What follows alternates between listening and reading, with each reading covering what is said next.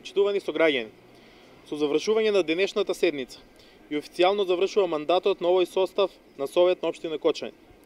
Очекуваме во најкраток рок да бидат распишани и организирани локалните избори, се со цел да се избегнат сите последици од вакуумот кој може да се јави со завршување на мандатот на локалните власти.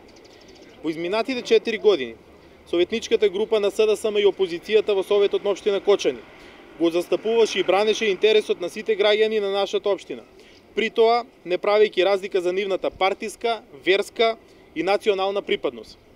Пред очи ни беа многу проблеми, прашања, сугестии, но и конкретни предлози. За жал, неминовно е да не ги спомнеме катастрофалните одлуки кои ги донесе власта на ДПМНЕ, а кои наидоа на отпор и негодување кај нашите сограѓани. Пред се, покачување на цената на водата, затворање на правниот факултет во Кочани, предизвикување на огромни долгови во училиштата, промена на името на главната улица Маршал Тито, вработување во општината по критериум на непотизам, воведување на платен паркинг, нерешавање на сообраќајниот метеж и уште многу прашања кои беа дискутирани на самите седници. Како опозицијска советничка група, будно ги следевме сите потези на власта и адекватно на тоа ги информиравме и медиумите, но и граѓаните преку непосредните средби кои ги имавме.